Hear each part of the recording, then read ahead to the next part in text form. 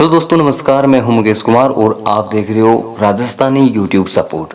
कई सालों से लगातार भारत के number 1 prime time show DNA और जी न्यूज के एडिटर सुधीर चौधरी की लोकप्रियता का अंदाजा हाल ही में सामने आए इस घटनाक्रम से लगा सकते हैं।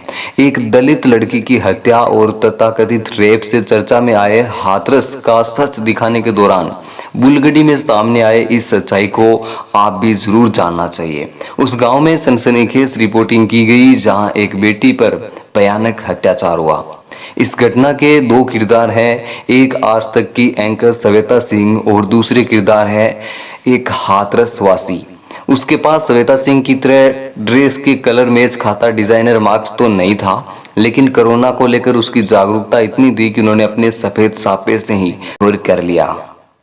आज तक की श्वेता को शायद इसलिए वो सवाल पूछने के लिए सबसे कम हानिकारक लगे होंगे, क्योंकि ठीक उसी तरह से आज तक की एक अन्य एंकर उस गांव में लापरवाही भरी रिपोर्टिंग की थी, जिसका खामियाजा उन्हें कोरोना पॉजिटिव होकर भुगतना पड़ा था। और श्वेता ऐसा कोई रिस्क लेने के मूड में नहीं थी। श्वेता सिंह ने जिससे कम हानिकारक समझा था, वो उनके सामने बड़ी दिक्कत लेकर आ गया।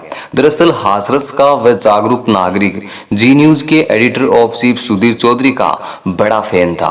वो हाथरस में रहकर भी अपने जिले की खबरें स्थानीय खबरों या स्थानीय लोगों तक जानने की बजाय जी और आप उसका जोश देखकर जानेंगे कि वो केवल खबरें जानने के लिए डीएनए नहीं देखता था, बल्कि वो उतनी शिद्दत से यकीन भी करता था कि आज तक की मशहूर एंकर को भी सलाह दे रहा था। आप देखिए ये वीडियो। नहीं मैडम, सबसे पहली बात तो ये है, जो सिम कार्ड है लड़के का, जो सिम कार्ड है वो लड़के के नाम है, भाई के नाम, ठीक है। उसमें फरवरी से लेके और अक्टूबर तक 5 घंटे की कॉल रिकॉर्डिंग है। अब इस जांच का तो इंतजार करो। अगर आप डीएनए देखो तो उसमें पता आपको लग रहा है कि जांच का इंतजार करना चाहिए। जांच का ये शाम 7:30 बजे की बात है। श्वेता सिंह आज तक पर हाथरस से लाइव थी। स्थानीय लोग, यहाँ आसपास के इलाकों से आए लोगों और वो एक गुट बनाकर लाइव ले रही थी। ऐसे में ये भाई साहब उन्हें नजर आए, पूरे चेहरे पर मास्क से ढके हुए, तो श्वेता सिंह ने उन्हें राय मांग ली। मुद्दा था लड़की के भाई और मुख्य आरोपी के बीच कॉल रिकॉर्डिंग के खुलासे का। लेकिन जैसे ही हाथरस वासी भाई साहब ने अगली लाइन बोली, श्वेता सिंह मानो फ्यूज ही उड़ गया। उन्होंने उसी रो में आगे कहा, अगर आप डीएनए देखो तो उसे पता चलता है कि इसके बाद श्वेता सिंह फौरन बीच में कूद पड़ी और उनकी बात बीच में ही काटते हुए बोली, आपको लग रहा है कि जांच का इंतजार करना चाहिए। इसके बाद भाई साहब की छुट्टी कर दी गई।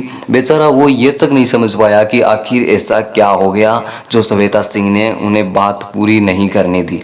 वो बेचारा क्या जाने कि डीएनए से श्वेता सिंह ही नहीं, हर चैनल के प्राइम टाइम शो करने वाले एंकर को समस्या है। इतने सालों से प्राइम टाइम सरताज बना शो उसके दिमाग पर ऐसा हावी है कि वो 3 सेकंड भी उसका नाम सुनना बर्दाश्त नहीं कर सकते, और वो भी लाइव में तो कतई नहीं।